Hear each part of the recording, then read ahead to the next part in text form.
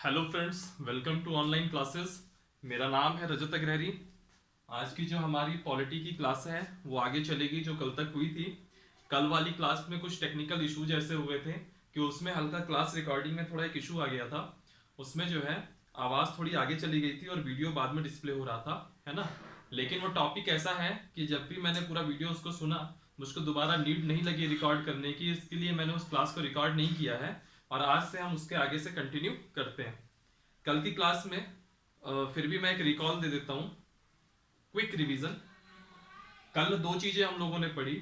संसद का सदस्य यानी कि सांसद बनने के लिए क्या क्या योग्यताएं होनी चाहिए वह देखा।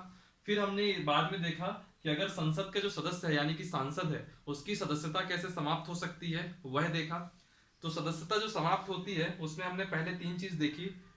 या तो मृत्यु हो जाए उस सदस्य की, या तो फिर उसका निर्वाचन रद्द हो जाए, या तो वह त्याग पत्र दे दे। चौथा पॉइंट देखा था कि मान लीजिए वह संसद के दोनों सदनों के लिए निर्वाचित हो जाता है तो 10 दिन के अंदर उसको एक सदन से इस्तीफा देना होगा, है ना। और अगर वह इस्तीफा 10 दिन के अंदर नहीं देता तो जिस सदन के लिए वह पहले चुना गया होगा उससे उसका इस्तीफा मान लिया जाएगा या उसकी सदस्यता चली जाएगी। और अगर दोनों सदनों के लिए वह एक ही समय में चुना जाता है तो ऐसी स्थिति में राज्यसभा से सदस्यता जाएगी। फिर अगला पॉइंट देखा था कि अगर वह संसद में किसी सदन का सदस्य है और राज्य विधानमंडल में वह सदस्य बन जाता है तो वैसी परिस्थिति में उसको 14 दिन का समय रहेगा किसी एक से सदस्यता छोड़ने का। अगर वह नहीं सदस्यता छोड़ता है तो उसकी संसद की सदस्यता चली जाएगी यानी कि सांसदी चली जाएगी। फिर इसके बाद हमने देखा था कि अगर वह दो सीटों में अगर वह चुनाव लड़ता है और दोनों सीटों से चुन लिया जाता है तो वैसी स्थिति में उसको 14 दिनों के अंदर किसी एक सीट को छोड़ना होगा, अन्यथा की स्थिति में उसकी दोनों की दोनों सीट चली जाएगी। ठीक। फिर हमने देखा था कि अगर वह लगातार 60 दिनों तक बिना सभापति या अध्यक्ष को बताए हुए अनुपस्थित रहे तो उसकी सदस्यता जा सकती है। फिर हमने एक पॉइंट देखा था कि आर्टिकल 102 के तहत जो भी अयोग्यताएं हैं उसका वह शिकार हो जाए तो उसकी सदस्यता चली जाएगी। फिर हमने देखा 2 वर्ष या उससे अधिक की सजा सुनाई जाए तो उसकी सदस्यता चली जाएगी। और फिर हमने एक लास्ट देखा था दल बदल अधिनियम, दल बदल विरोधी अधिनियम। उसको ही आज हम लोग डिटेल में देखेंगे क्या था वो दल बदल विरोधी अधिनियम। दरअसल इसमें हमने थोड़ी सी बात की थी। मैंने पिछली क्लास में यह बताया था कि यह जो है अधिनियम 52वें संविधान संशोधन से जोड़ा गया था। और 52वां संविधान संशोधन जो हुआ था वह आपका हुआ था 1985 में। ये सब मैं पिछली क्लास का बता रहा हूं, ठीक है। 1985 में हुआ था और इसमें क्या हुआ था कि 10वीं अनुसूची जोड़ी गई थी, 10th शेड्यूल जोड़ा गया था।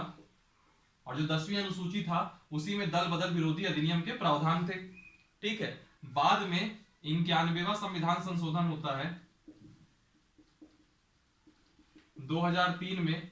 इस संशोधन को हम पहले भी पढ़े हैं एक बार जब मंत्री परिषद का आकार पढ़ रहे थे, क्योंकि पहले जंबो मंत्री परिषद हुआ करती थी, अनलिमिटेड लोग मंत्री बनाए जा सकते थे। बाद में इस संशोधन के द्वारा उसमें एक लिमिटेशन लगाई गई कि लोकसभा में मैक्सिमम 15%, लोकसभा का 15% संघ में मंत्री बनेंगे और राज्य में विधानसभा का 15% मैक्सिमम मंत्री बनेंगे, ठीक है। तो ये 91वां संविधान संशोधन हम वहां भी देखे थे, यहां पे भी देखेंगे कि 91वें संविधान संशोधन 2003 में कुछ चेंज किया गया, बदलाव किया गया, ठीक। कुछ बदलाव किया गया। सबसे पहले हम बात करेंगे इस दल बदल विरोधी अधिनियम के प्रावधानों की। आप लोगों ने अक्सर सुना होगा नेताओं के लिए कि यह नेता दल बदलू है ना। कई लोग ऐसे होते हैं जो चुन के जाते हैं किसी पार्टी के टिकट से और जब वहां जब वहां आपका बहुमत रखने के लिए जब बातें होती हैं तब वो क्या करते हैं, दूसरी पार्टी की ओर मुड़ लेते हैं। उनकी अंतरात्मा की अचानक से आवाज जगती है। दरअसल वो अंतरात्मा की आवाज, कई बार ऐसा होता भी है कि अंतरात्मा की आवाज जगती भी होगी, मैं ये नहीं कहता, लेकिन ज्यादातर समय में वो आवाज अंतरात्मा की नहीं होती बल्कि पद, प्रतिष्ठा और पैसे की होती है। और यहाँ प्रतिष्ठा आप हटा ही दीजिए, क्योंकि जब आप दल बदल रहे हैं तो प्रतिष्ठा तो वैसे ही आपकी धूमिल हो जाएगी, है ना। तो पहले क्या था, सरकार गिराने के ऐसे गंदे खेल चला करते थे। पहले जो है हमारे ही देश में ऐसे गंदे खेल चला करते थे सरकार गिराने के कि आप जा किसी पार्टी से रहे हैं, बाद में जहां आपको बहुमत परीक्षण का समय आता है आप किसी और पक्ष में वोट दिए दे रहे हैं, है ना। तो ये सब अस्थिरता बहुत बढ़ रही थी, अनस्टेबिलिटी बहुत बढ़ रही थी। उसको देखते हुए दल बदल विरोधी अधिनियम आया 1985 में। और यह सिर्फ और सिर्फ केंद्र के स्तर की बात नहीं है, राज्य में जो विधानसभाएं हैं वहां ये बड़े स्तर पर दल बदल हुआ करता था। ठीक है, तो यह कहा गया कि कुछ ऐसे प्रावधान लाए जाएंगे जिसके माध्यम से यह कहा गया कि अगर कोई व्यक्ति दल बदलता है, कुछ कंडीशन है उसमें मैं भी आऊंगा, अगर वो दल बदलता है तो उसकी सदस्यता चली जाएगी, उसकी सदस्यता चली जाएगी। तो ये हुआ कि आखिर कौन कौन से प्रस्ताव हैं। तो कुछ प्रस्ताव हैं उनकी मैं बात करता हूं। जैसे मान लीजिए मैं हूं, मुझको बीजेपी ने टिकट दिया, बीजेपी का टिकट नहीं लेता मैं, चलिए मैं कांग्रेस का टिकट लेता हूं, क्योंकि ज्यादातर इस समय कांग्रेस से ही आदमी दल बदल कर रहा है। मैंने कांग्रेस का टिकट लिया, कांग्रेस पार्टी से मैं चुन करके विधायक या सांसद बना, और जिस दिन जब चुनाव हो गया और मैं सांसद या विधायक बन गया, उस स्थिति में जब मुझको वहां पे बहुमत मेजोरिटी की वोटिंग करानी थी, ये बताना था कि सरकार अब किसकी बनेगी, या किसी और चीज में कभी भी कोई भी चीज, कोई भी बिल आ रहा है, कोई प्रस्ताव आ रहा है, उस कंडीशन में मैंने क्या किया, अपनी पार्टी के विरुद्ध जाके वोट दे दिया। ठीक है, या फिर मैं सांसद बना या विधायक बना कांग्रेस पार्टी से, और मैंने जाकर के बनने के बाद पार्टी ज्वाइन कर ली बीजेपी की, है ना। तो अगर मैं तो इसका पहला प्रावधान यही कहता है कि अगर आप किसी पार्टी से विधायक, किसी पार्टी से आप चुनकर आ रहे हैं और आप दूसरी पार्टी की सदस्यता ले लेंगे, तो उस कंडीशन में यह दल बदल विरोधी अधिनियम आपकी सदस्यता खींच लेगा, यानी कि आपकी सदस्यता चली जाएगी। समझिएगा बात को। जिस दल से निर्वाचित हुए हों उसे छोड़ दूसरे की सदस्यता ले लें। ठीक है, मैं जो बोल रहा हूं उसको ज्यादा सुनिएगा, ये कहीं आपको लिखने के लिए नहीं आएगा, लेकिन आपको यह पता जरूर होना चाहिए। इससे प्रीलिम्स में क्वेश्चन बहुत बनते हैं, और मेंस के लिए भी ये बहुत अच्छा टॉपिक है, लेकिन अभी हम मैं मेंस के हिसाब से नहीं देख रहा हूं, तो केवल सुनिएगा। जिस दल से आप निर्वाचित हुए हैं, मान लीजिए मैं कांग्रेस से विधायक बना, और कांग्रेस से विधायक बनने के बाद मैंने कांग्रेस पार्टी छोड़ दी, सदस्यता नहीं छोड़ी मैंने कांग्रेस पार्टी छोड़ दी और जाके बीजेपी ज्वाइन कर ली। उस कंडीशन में दल बदल अधिनियम कहता है कि मेरी विधायकी चली जाएगी, मेरी सदस्यता चली जाएगी, दल बदल अधिनियम कहता है। दूसरा पॉइंट, यदि मान लीजिए मेरी पार्टी कहती है कि एक बिल आ रहा है ना, ये बिल आ रहा है और इसके अगेंस्ट आपको वोट देना है। मान लीजिए एक बिल आया, उसमें आपके पास 3 ऑप्शन थे। एक ऑप्शन था उसके पक्ष, मान लीजिए उसके पास, आपके पास 2 ही ऑप्शन है, एक है उसके पक्ष में वोट करना, एक है उसके विपक्ष में वोट करना। अब बीजेपी अगर कोई बिल ला रही है तो बनी सी बात है कांग्रेस उसके विपक्ष में ही वोट करेगी, क्योंकि विपक्षी पार्टी। तो उस समय कांग्रेस कहेगी अपने सभी सांसदों या सभी विधायकों को कहेगी, जिस जगह भी वोटिंग हो रही होगी, कि भैया ऐसा है, आप सब लोगों को, कांग्रेस पार्टी ने कह दिया आप सब लोगों को इस बिल के अगेंस्ट वोट डालना है, इसके पक्ष में वोट नहीं डालना है। लेकिन मुझको ये निर्देश दिया गया, उस निर्देश को व्हिप कहते हैं, अभी मैं उसमें आता हूं। मुझको जो निर्देश दिया गया मैं उसकी अवहेलना कर दूं और उसके अगेंस्ट जाकर के यस में वोट दे दूं, तो ऐसी कंडीशन में उसको आधार बना करके मेरी सदस्यता जा सकती है। ठीक है, यदि दल के निर्देश के विरुद्ध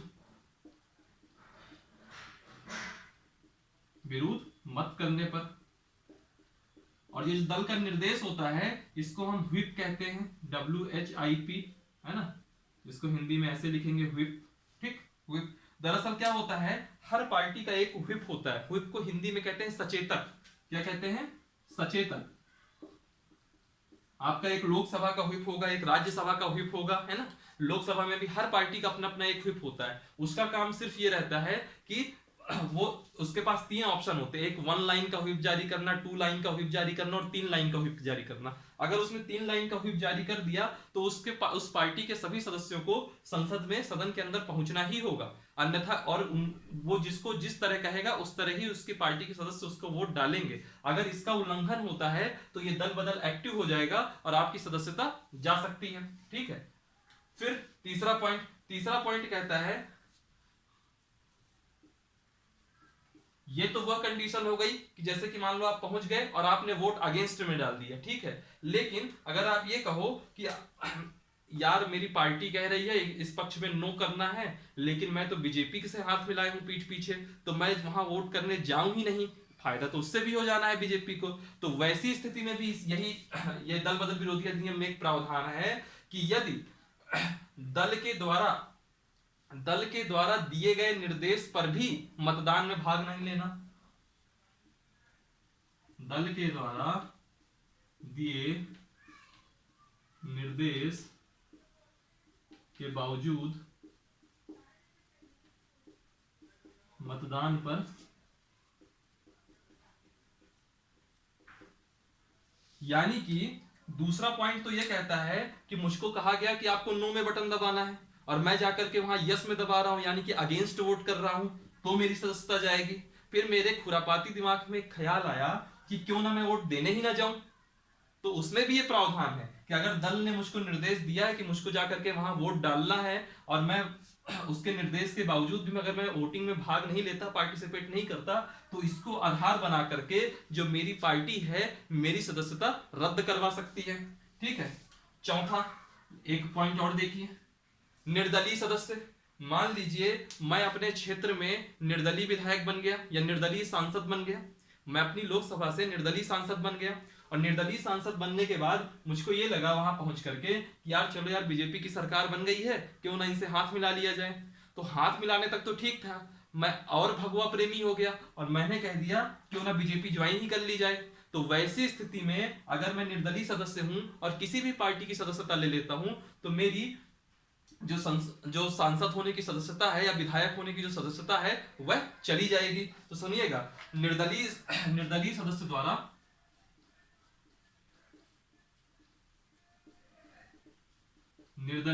द्वारा किसी दल की सदस्यता लेने पर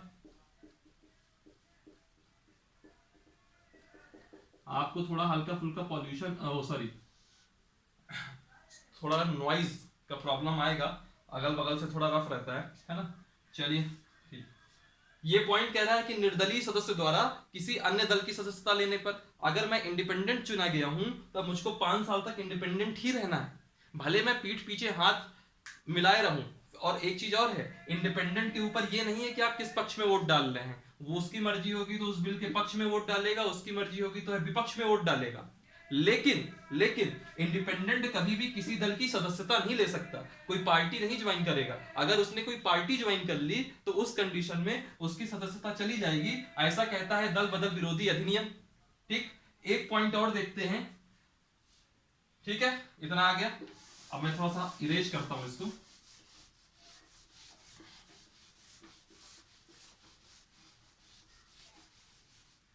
ठीक। अगला पॉइंट देखिएगा कि अगर कोई मनोनीत सदस्य है,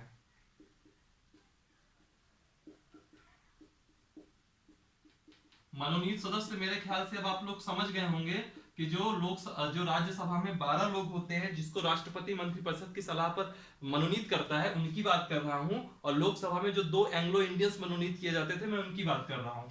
यदि कोई मनोनीत सदस्य अब मनोनीत हो रहा है, यानी कि उसने किसी पार्टी की भी सदस्यता तो ले नहीं रखी है, लेकिन यदि कोई मनोनीत सदस्य 6 माह के अंदर, सॉरी 6 माह के बाद,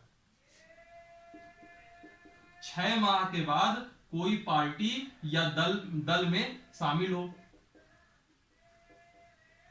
इसका मतलब समझिएगा, या 6 माह के बाद किसी पार्टी की सदस्यता ले ले। यानी कि जैसे अभी आपने हाल फिलहाल में देखा होगा सोनल मानसिंह जिनको राज्यसभा में मनोनीत किया गया, या राकेश सिन्हा जो संघ के विचारक हैं, उनको राष्ट्रपति ने मनोनीत किया राज्यसभा का मेंबर बना के। अब अगर राकेश सिन्हा जिस दिन राज्यसभा में मनोनीत होते हैं उसके 6 महीने के अंदर अंदर किसी पार्टी में शामिल हो जाए तो ठीक है, लेकिन अगर वह 6 महीने के बाद किसी दल में शामिल होते हैं तो उनकी अगेंस्ट दल बदल लग जाएगा। ठीक है। फिर उसके बाद एक पॉइंट और कहता है ये कि जो लोकसभा का स्पीकर होता है, जिसको हम लोग हिंदी में कहते हैं अध्यक्ष, जो लोकसभा का स्पीकर होता है अध्यक्ष, और जो राज्यसभा में जो सामने आप ऊंची सीट में देखते हैं जो पीठासीन होते हैं, उनको क्या कहते हैं? सभापति। अभी मैं इस पे बहुत डिटेल से आऊंगा, अभी तो आप केवल समझ लीजिए कि ये पद होते हैं। जो अध्यक्ष और सभापति, इन पर दल बदल लागू नहीं होगा।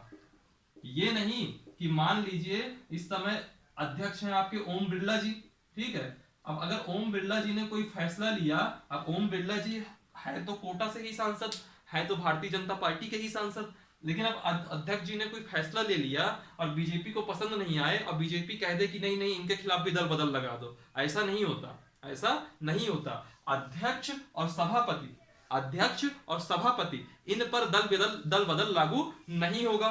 ठीक है, और याद रखिए एक पॉइंट, जो दल बदल अधिनियम है,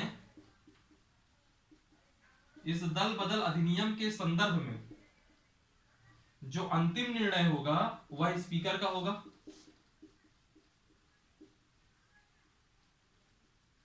जो अंतिम निर्णय होगा वह अध्यक्ष का होगा। लोकसभा की बात करूंगा तो अध्यक्ष, राज्यसभा की बात करूंगा तो सभापति। अंतिम निर्णय अगर इस एक्ट से लेना है तो वह अध्यक्ष या सभापति लेगा।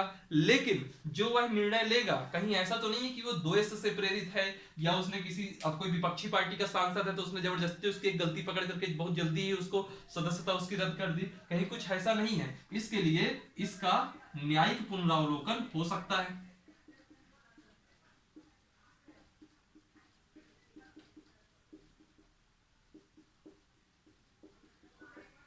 अब जो क्वेश्चन बनता है वो देखिए, दल बदल से पहला क्वेश्चन क्या बनेगा, कौन से संविधान संशोधन से आया, तो आप कहोगे 52वां संविधान संशोधन 1985 से। दूसरा क्वेश्चन बनेगा किस अनुसूची में है, 10वीं अनुसूची में। तीसरा बनेगा और कौन सा अमेंडमेंट हुआ, तो आप कहोगे 91वां संविधान संशोधन 2003 हुआ जिसमें कुछ बदलाव हुए। उससे रिलेटेड एक पॉइंट है जो 8वां रहेगा, उसको मैं सब अभी इतना समझा दूं फिर करता हूं। ठीक है, और इसमें क्वेश्चन क्या बनेगा, क्वेश्चन जल्दी मनोनीत सदस्य पे भी नहीं आएगा, पता आपको सब है, लेकिन आएगा नहीं जल्दी इस पे क्वेश्चन, है ना। फिर भी मैं सातों के सातों पॉइंट आपको रिकॉल कर देता हूं। पहला, जिस पार्टी से मैं चुना गया हूं उस पार्टी को छोड़ करके मैं किसी और की सदस्यता ले लूं तो मेरी सदस्यता चली जाएगी इस अधिनियम के तहत। दूसरा पॉइंट, मुझको दल ने निर्देश दिया है कि आपको, दल ने मुझको निर्देश दिया है कि आपको इस तरह वोट डालना है और मैं उसके निर्देश का उल्लंघन कर दूं, मेरी सदस्यता चली जाएगी। तीसरा पॉइंट, दल ने मुझको आदेश दिया है कि मुझको जाके वोटिंग करना है और मैं वोटिंग करने नहीं जा रहा, मेरी सदस्यता चली जाएगी। चौथा पॉइंट, अगर मैं निर्दलीय हूं, अगर मैं इंडिपेंडेंट हूं, बावजूद इसके मैं किसी दल को ज्वाइन कर लूं, सदस्यता ले लूं, मेरी सदस्यता चली जाएगी। फिर यदि कोई नॉमिनेटेड मेंबर है, मनोनीत सदस्य है, 6 महीने के बाद किसी दल की सदस्यता लेता है तो उसकी जो सांसदी होगी या विधायकी होगी चली जाएगी। फिर अध्यक्ष और सभापति पर दल बदल लागू नहीं होगा। सबसे मोस्ट इंपॉर्टेंट तो एक क्वेश्चन ये बन गया इसमें। इन सब के अलावा फिर एक क्वेश्चन ये बनेगा, और एक जो अक्सर आता है वह यही आता है कि अंतिम निर्णय किसका है। तो याद रखिएगा, अंतिम निर्णय में सभापति का ऑप्शन जल्दी देगा नहीं, ऑप्शन हमेशा देखेंगे वहां पे तो स्पीकर होगा। 4 ऑप्शन देगा, एक देगा न्यायालय का, सुप्रीम कोर्ट, एक देगा राष्ट्रपति, एक होगा प्रधानमंत्री, एक होगा स्पीकर, या ऐसे करके कोई भी ऑप्शन हो सकता है। तो आप हमेशा स्पीकर या सभापति जो आए, और जनरली आज तक मैंने जितने भी क्वेश्चन देखे हैं सब में अध्यक्ष ही आया है, तो आप अध्यक्ष ही सही करके आएंगे। ठीक है, फिर आप कहोगे कि अगर यह सब प्रावधान इस 52वें संविधान संशोधन 1985 में हुए थे तो 91वें संविधान संशोधन 2003 का क्या योगदान था। आइए अब उसको समझ लेते हैं। ये आपका 8वां पॉइंट भी बनेगा, यह आपका 8वां पॉइंट भी बनेगा। तो अक्सर क्या होता है, मैं आपको बता दूं, अक्सर क्या होता है, जैसे मैं एक छोटी पार्टी हूं, एग्जाम्पल ले लीजिए, अभी राजस्थान का। राजस्थान में कुछ ऐसा हुआ कि लगभग 200 सदस्यीय वहां 200 शायद विधानसभा की सीटें हैं, तो बहुमत उसके पक्ष में माना जाएगा जिसके पक्ष में 101 लोग होंगे, है ना। तो 100 से कम शायद 98 या 99 कांग्रेस के थे, 65 के आसपास बीजेपी के पास थे, है ना, कुछ ऐसी स्थिति थी।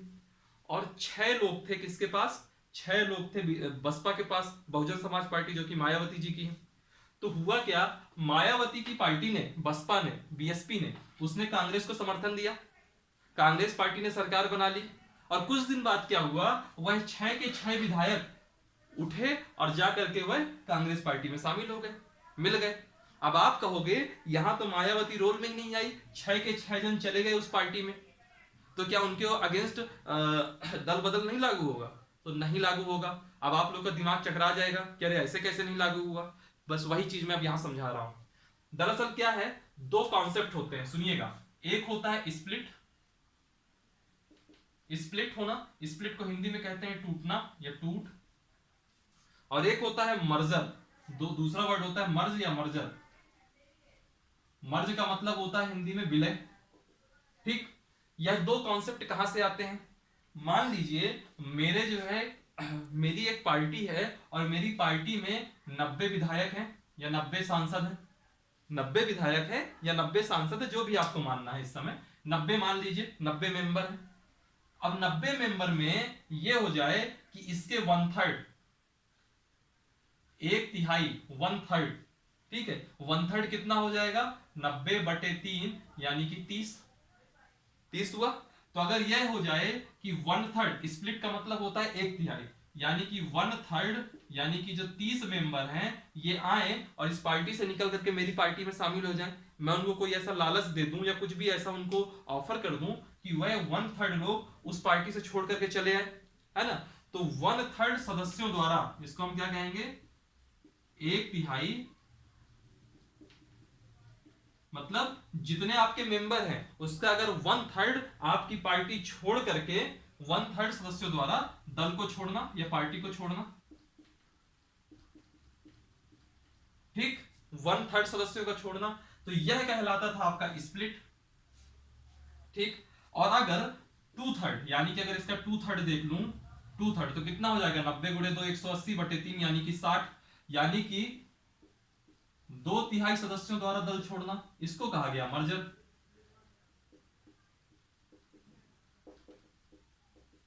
तो दो कॉन्सेप्ट आए यहां पे। पहला कॉन्सेप्ट आया कि अगर 1/3 सदस्य आपकी पार्टी छोड़ के चले जाएं तो उसको कहा जाएगा स्प्लिट, यानी कि टूट। और अगर 2/3 चले जाएं तो इसको कहा जाएगा विलय, यानी कि मर्ज कर गए। तो 52वां संविधान संशोधन जो हुआ, उसने कहा, 52वें संविधान संशोधन ने कहा, ये 52वां संविधान संशोधन कहता है कि जो 1/3 अगर हो चले गए, अगर 30 सदस्य छोड़ के चले गए तो इनकी सदस्यता में कोई प्रभाव नहीं पड़ेगा, यानी कि दल बदल लागू नहीं होगा। दल बदल लागू नहीं होगा। 52वां संविधान संशोधन कहता है कि अगर 1/3 आपकी पार्टी से छोड़ के निकल जा रहे हैं तो लागू नहीं होगा। और अगर 2/3 लोग यानी कि मर्जर हो रहा है तो भी दल बदल लागू नहीं होगा। यानी कि अगर मैं चाहता हूं कि इस 90 मेंबर वाली कोई पार्टी है, तो अगर उसको मैं तोड़ता हूं तो अगर मैं 30 जन भी अपनी तरफ कर लूं तो उनकी सदस्यता भी बची रहेगी और मेरा काम भी हो जाएगा। ऐसा ही कुछ कॉन्सेप्ट दे दिया गया यहाँ पे, है ना। फिर इसकी वजह से भी आदमी उस समय जोड़ तोड़ की राजनीति करता रहा। तो 91वां संविधान संशोधन जो हुआ, 91वां संविधान संशोधन 2003 वाला, वह कहता है कि अगर 1/3 होता है, स्प्लिट होता है, तो दल बदल लागू होगा। यानी कि अगर 30 जन पार्टी छोड़ के जा रहे हैं तो उस कंडीशन में क्या होगा? उस कंडीशन में दल बदल लागू होगा और उन 30 के 30 लोगों की सदस्यता चली जाएगी। लेकिन अगर 2/3 जा रहे हैं, यानी कि 60 लोग जा रहे हैं, तो दल बदल लागू नहीं होगा। दल बदल लागू नहीं होगा। समझ रहे हैं? तो 91वें संविधान संशोधन जिसके माध्यम से इस दल बदल में बदलाव किया गया, वह बदलाव सिर्फ यही है कि अगर स्प्लिट होती है तो दल बदल लागू होगा और अगर 2/3 होता है तो दल बदल लागू नहीं होगा। मींस बदलाव क्या किया गया? बदलाव किया गया ये कि पहले दल बदल लागू नहीं होता था 1/3 में भी, अब 1/3 में दल बदल लागू होगा। ये इसमें बदलाव किया गया, ठीक है। और याद रखिएगा, मर्जर आज भी अपवाद है। अगर 2/3 किसी के चले जाते हैं, मान लीजिए कांग्रेस पार्टी के पास अभी 51 विधायक हैं और उसके 2/3 यानी कि 34 विधायक या 34 सांसद, जो भी आपको अच्छा लगे, वो छोड़ करके किसी और पार्टी में चले जाएं, तो यकीन मानिए उन 34 की सदस्यता में कोई भी फर्क नहीं पड़ेगा, ठीक है। फिर क्या हुआ? यही है आपका दल बदल। जो क्वेश्चन बनेंगे आपके सब इतने से ही बनेंगे, ठीक। दल बदल हमने आज बहुत डिटेल से देख लिया। दल बदल में इसके बाहर आपको एक सिंगल क्वेश्चन नहीं आएगा, एक सिंगल क्वेश्चन नहीं आएगा, ठीक। इसके अंदर बहुत सारी चीजें हैं। इसके अंदर क्या है कि दल बदल की आलोचना होती है ना। दल बदल का कुछ पक्ष भी है, दल बदल का कुछ विपक्ष भी है, और ये डिबेट का पॉइंट है, यानी कि मेंस का पॉइंट है, और इसका हम लोग यहाँ चर्चा नहीं करेंगे। हमने दल बदल को पूरा समझ लिया और इस टॉपिक को हम यहीं से छोड़ देंगे, है ना। और यकीन मानिए दल बदल से रिलेटेड एक भी क्वेश्चन आ जाए, एक क्वेश्चन आपसे मिस नहीं होगा, ठीक। अब हम लोगों ने संसद पढ़ लिया था, हमने देख लिया था कि लोकसभा होती है, राज्यसभा होती है ना। तो क्या होता है, अब हम यहां पढ़ेंगे संसद के पदाधिकारी। जनरली मैं हमेशा नाम लेता रहता हूँ, स्पीकर हो गया, जनरली मैं बोलता रहता हूँ अध्यक्ष हो गया, सभापति हो गया, उपसभापति हो गया। तो आप लोग के दिमाग में आता होगा कौन है ये लोग, कहाँ से आते हैं ये लोग। आइए हम बात कर लें कि लोग आते कहाँ से। दरअसल क्या होता है, जैसे लोकसभा है ना। अब मैंने क्लास बनाई ऑनलाइन क्लासेस, है ना। तो क्या वो ऑनलाइन क्लासेस ऐसे चल जाएगी क्या? एक जन तो चाहिए ना जो उसको कंट्रोल करे। कंट्रोल कौन कर रहा है अभी उसको? मैं कर रहा हूं। सिमिलरली ये लोकसभा है, 543 लोग पहुंच गए वहां पे। दो अगर नॉमिनेटेड छोड़ दीजिए तो 543 लोग इलेक्ट होकर के वहां पहुंच गए। अब समस्या ये है कि जो 543 पहुंच गए उनको कंट्रोल कौन करेगा, उनको नियंत्रित कौन करेगा, व्यवस्था का सुचारू रूप से संचालन कौन करेगा। तो उसके लिए कहा गया कि एक आसन बना दीजिए, एक आसन बना दीजिए। अक्सर आप लोग देखते रहे होंगे कि ऐसे बीच में एक जन बैठे रहते हैं, कभी इनको चुप कराते हैं, कभी उनको चुप कराते हैं, है ना। ठीक है, मतलब उस पोस्ट को कहते हैं स्पीकर। क्या कहते हैं? स्पीकर। और वो एक ऐसी पोस्ट है कि यह पक्ष भी बोलता है, यह पक्ष भी बोलता है, सिर्फ स्पीकर स्पीकर ही मौन रह जाता है। समझ रहे हैं? बहुत बहुत दुखदाई पोस्ट है ये, क्योंकि क्या होता है कि आदमी जल्दी संभलता नहीं है वहां पे। अब लोकसभा है, तो लोकसभा को संभालने के लिए, लोकसभा को संभालने के लिए, है ना, लोकसभा को व्यवस्था जो है वहां सुचारू रूप से संचालित करने के लिए दो पद बने हैं। पहला बना है अध्यक्ष, लोकसभा का अध्यक्ष। कौन है कौन नहीं है मैं अभी बताता हूं, ठीक है। अध्यक्ष, और लोकसभा का एक दूसरा पोस्ट बन गया उपाध्यक्ष। लोकसभा का एक दूसरा पोस्ट बन गया उपाध्यक्ष, ठीक। सिमिलरली सिमिलरली राज्यसभा होगी।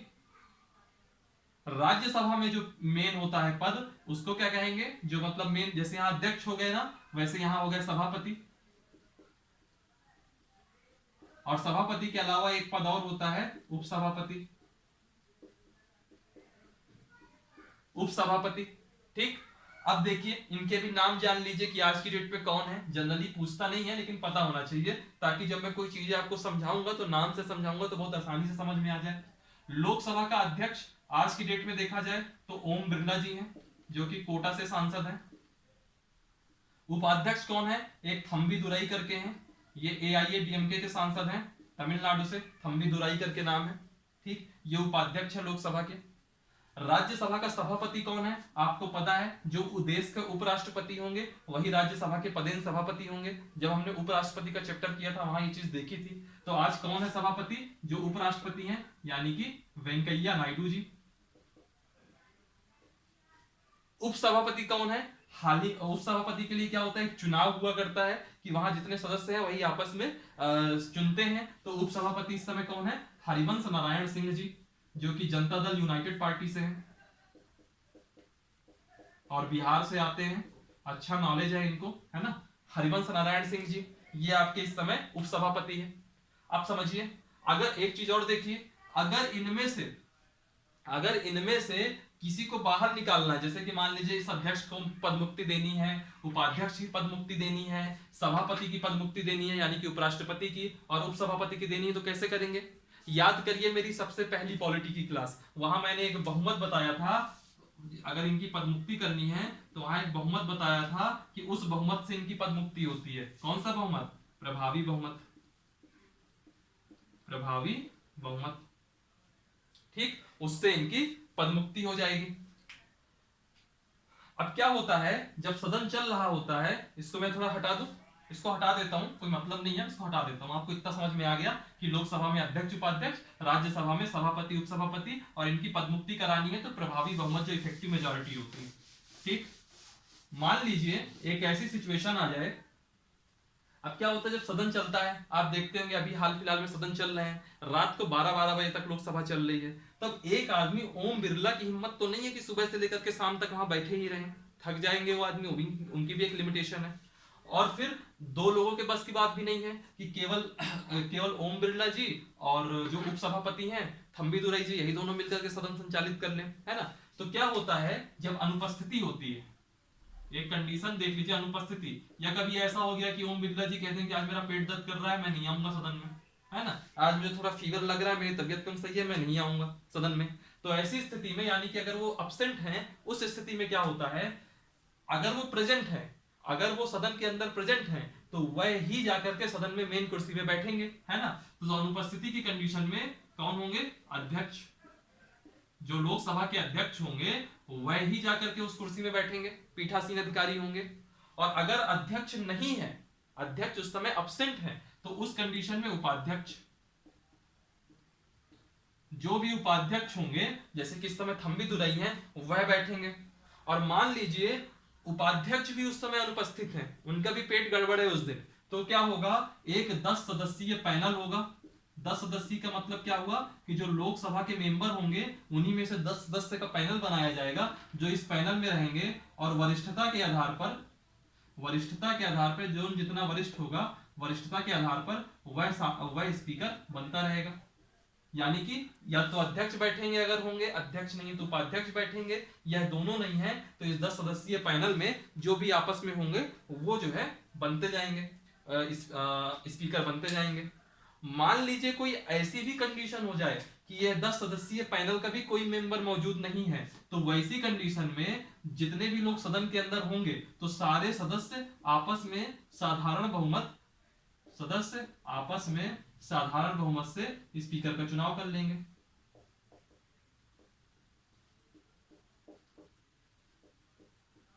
ठीक, यानी कि आपको यहां तक जाने की जरूरत ही नहीं है, सिर्फ आपको इतना याद रखना है, अध्यक्ष नहीं तो उपाध्यक्ष, नहीं तो 10 सदस्यीय पैनल है,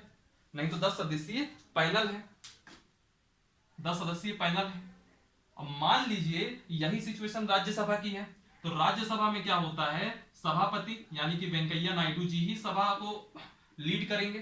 अगर राष्ट्र सभापति उपस्थित नहीं है तो उस कंडीशन में हरिवंश नारायण सिंह जी आ जाएंगे, उपसभापति। मान लीजिए वह भी अनुपस्थित हैं, तो वैसी कंडीशन में एक 6 सदस्यीय पैनल बनेगा और वरिष्ठता के आधार पर वह सभापति बनते रहेंगे। ठीक है, और अगर उसके बाद भी कोई दिक्कत है कि वो 6 लोग भी अनुपस्थित हैं, तो वैसी कंडीशन में साधारण बहुमत से आपस में चुनाव कर लेंगे कि किसको बनाना है किसको नहीं। ठीक, ये स्थिति है अनुपस्थिति के समय, जब ये नॉर्मल समय चल रहा है, अनुपस्थिति के समय। लेकिन मान लीजिए एक सिचुएशन हो गई रिक्त की कंडीशन में क्या होता है? रिक्त की कंडीशन में क्या होता है कि अध्यक्ष है, उसका मान लीजिए निर्वाचन रद्द हो जाए या कुछ भी, कोई भी ऐसी सिचुएशन हो जाए कि पद रिक्त है। रिक्ति और अनुपस्थिति दोनों का अंतर है। अनुपस्थिति का मतलब होता है कि मैं अभी अवेलेबल नहीं हूं लेकिन मैं हूं, समझ रहे हैं? मेरा पद है, उस पद का मेंबर मैं ही हूं, लेकिन मैं अभी वहां उपस्थित नहीं हूं। और रिक्ति का मतलब होता है कि अब मैं उस पद में बचा ही नहीं, है ना। तो ऐसी कंडीशन में क्या होता है, अगर रिक्ति हो गई अध्यक्ष पद की, तो अध्यक्ष कौन बनेगा? तो अध्यक्ष बनेगा जो उपाध्यक्ष होगा वह अध्यक्ष बनेगा। और कब तक बना रहेगा? और अगर मान लीजिए उपाध्यक्ष भी उस समय अवेलेबल नहीं है, तो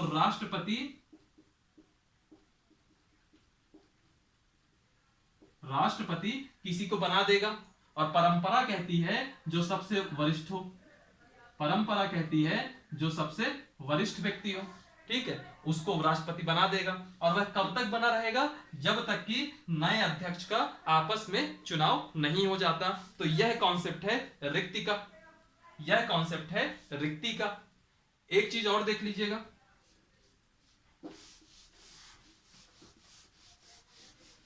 अब इतना बड़ा लोक सदन है, दिन भर इतने सारे कागज पोथी का काम होता रहता है, तो कुछ ना कुछ तो एक सेक्रेटरिएट होगा उसका, सबका अपना अपना एक सचिवालय होता है। तो एक सचिवालय होगा लोकसभा का सचिवालय होगा।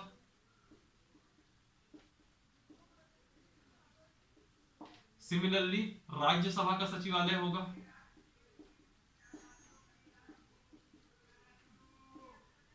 लोकसभा का सचिवालय होगा, सेम राज्यसभा का सचिवालय होगा। और जो इस लोकसभा के सचिवालय का प्रमुख होगा उसको हम लोग कहेंगे महासचिव। और जो ये महासचिव होगा इसका नाम होगा महासचिव लोकसभा। और जो राज्यसभा का सचिवालय होगा उसका जो प्रमुख होगा उसको कहेंगे महासचिव राज्यसभा। थोड़ा सा नॉइस फिर आ रहा है, थोड़ा सा मैनेज कर लीजिए। दरअसल क्या, 1-2 दिन क्लास का ऐसा टाइमिंग हो गया कि रिकॉर्ड करते टाइम नॉइस आ ही रहा है ना। दोपहर वगैरह की रिकॉर्डिंग में ऐसा नहीं होता, शाम और सुबह ये सब्जी फल बेचने वाले बहुत आते हैं और मेरे कमरे में थोड़ा साउंड का प्रॉब्लम हो रहा है, नॉइज साउंड प्रूफ रूम नहीं बना पा रहे हैं, इसकी थोड़ी सी दिक्कत हो रही है, कुछ दिन रहेगी, फिर इसको भी सॉर्ट आउट किया जाएगा, है। लोकसभा का सचिवालय, इसकी कौन होंगे, महासचिव लोकसभा कहलाएंगे। आज की डेट में कौन है, तो आज की डेट में है उत्पल कुमार शर्मा, ये एक आईएएस है। इनका नाम वाम जल्दी पूछेगा नहीं, लेकिन आपके दिमाग में रहना चाहिए, कई बार एसएससी वगैरह में इस तरह का करंट पूछ लेता है। उत्पल कुमार शर्मा, है ना। और जो राज्यसभा है, इनके जो सचिव हैं उनका नाम है, उनका नाम है देश दीपक करके नाम है शायद, एक सेकेंड एक मिस्टेक हो गई यहाँ पे। उत्पल कुमार सिंह है, उत्पल कुमार सिंह हैं। और जो राज्यसभा महासचिव हैं वह हैं देश दीपक सिंह। देश दीपक सिंह भी आईएएस है। और जो आप देश दीपक शर्मा, सॉरी, ये नीचे वाले शर्मा है, ऊपर वाले सिंह है। उत्पल कुमार सिंह भी आईएएस है और देश दीपक शर्मा भी आईएएस है। देश दीपक शर्मा को अक्सर आप लोग राज्यसभा टीवी में देख सकते हैं, दुनिया भर की पंचायत करते हुए, मतलब दुनिया भर के मुद्दों पर अपनी राय रखते हुए। पंचायत यहाँ पे नेगेटिव सेंस में मत लीजिएगा, ठीक है। तो यह थे संसद के पदाधिकारी। आप लोग को एक होमवर्क है कि संसद के पदाधिकारी जो भी उत्पल कुमार सिंह है, इनके पहले एक फीमेल थी, वह फीमेल कौन है उसका नाम आप लोग जरूर बताइएगा, है ना। तो आज संसद के पदाधिकारी तक हम लोग बात करते हैं। कल की क्लास में हम लोग बात करेंगे अध्यक्ष की शक्तियां, है ना, अध्यक्ष की क्या क्या शक्तियां होती हैं यह देखेंगे। और फिर अगर, और इसके साथ वहां कल ही के दिन हम लोग देखेंगे संसद के विशेषाधिकार क्या क्या होते हैं। दो चीजें हम लोग कल कवर करेंगे। क्लासेस अब हम लोग बहुत लंबी नहीं खींचेंगे कि 55 मिनट 1 घंटे की क्लास खींचे। क्लास हमको अब क्वालिटी क्लासेस करनी है, कम टाइम के लिए ही रखूंगा, क्योंकि अक्सर कुछ फीडबैक ऐसे आए हैं कि अगर 1-2 टॉपिक रहता है तो पढ़ने में आसानी रहती है, ठीक है। तो क्लास की आज के हम दाइंड करते हैं। एक चीज और देख लीजिएगा, मैंने जब आपका प्रधानमंत्री वाला चैप्टर पढ़ाया था तो मैंने बोला था कि प्रधानमंत्री जिस सदन से चुना जाता है उस सदन का वह नेता होता है, और जिस सदन में वह नहीं चुना जाता वहां वह अपना नेता नियुक्त करता है। तो जैसे मैं एक छोटा सा एग्जांपल ले लूं, ये लोकसभा है, ये राज्यसभा है। तो आज नरेंद्र मोदी लोकसभा के रास्ते चुने गए हैं, यानी कि वो काशी से सांसद है, बनारस से, तो लोकसभा के मेंबर हैं। तो लोकसभा का जो नेता कौन होगा, और लोकसभा में लीडर ऑफ अपोजिशन एलओपी कहते हैं, या विपक्ष का नेता कौन होगा, विपक्ष का नेता कौन होगा। तो नेता कौन है, यहाँ पे नेता है नरेंद्र मोदी, क्योंकि वो इस रास्ते, अगर मान लीजिए जैसे पहले मनमोहन सिंह राज्यसभा से चुने जाते थे और मनमोहन सिंह प्रधानमंत्री हुआ करते थे, तो राज्यसभा के नेता मनमोहन सिंह होते थे, लेकिन लोकसभा का नेता मनमोहन सिंह किसी को नियुक्त करते थे। सिमिलरली यहाँ नेता नरेंद्र मोदी है लोकसभा के, क्योंकि लोकसभा से नरेंद्र मोदी चुन के आए हैं, ठीक है। और राज्यसभा में वह किसी को अपना नेता नियुक्त करेंगे। तो यहाँ का जो नेता उन्होंने नियुक्त किया है फिलहाल में हमारे एमपी के ही हैं, थावरचंद गहलोत जी, ठीक, थावरचंद गहलोत जी। फिर इसके बाद एक टर्म होता है लीडर ऑफ अपोजिशन, इसको भी एक कैबिनेट मिनिस्टर का रैंक रहता है, एक प्रकार से इनके पास कैबिनेट मिनिस्टर की रैंक रहती है, लीडर ऑफ अपोजिशन। तो अगर मैं लोकसभा में लीडर ऑफ अपोजिशन की बात करूं तो उनका नाम है अधीर रंजन चौधरी। आप अक्सर इनको देखते होंगे, हल्का सा चश्मा लगाते हैं, छोटी हाइट है और थोड़ा लड़ाकू किस्म के हैं, है ना, मतलब अपनी बात बहुत ताकत से शक्ति के साथ रखते हैं। ये पश्चिम बंगाल से हैं। और राज्यसभा में कौन है भाई विपक्ष का नेता, एलओपी कौन है। अभी कल तक 1-2 दिन पहले अगर क्लास चल रही होती तो मैं कहता गुलाम नबी आजाद। अब वो उनको अवकाश मिल गया, 6 साल उनके पूरे हो गए थे सदन में। तो आज अब जो है नया लीडर ऑफ अपोजिशन बनाया गया है मल्लिकार्जुन खड़गे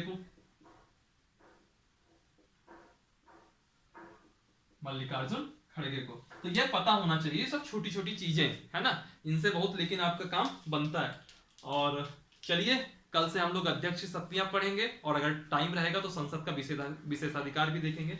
आज की क्लास को यहीं तक रखते हैं, ठीक है। आप लोग हंसते रहिए, पढ़ते रहिए, वीडियो को लाइक करिए, कमेंट करिए, और चैनल को सब्सक्राइब कीजिए, और अपने जितने भी फ्रेंड्स हैं सब तक इस चैनल को फैलाइए। थैंक यू सो मच, और आज के लिए टाटा बाय बाय।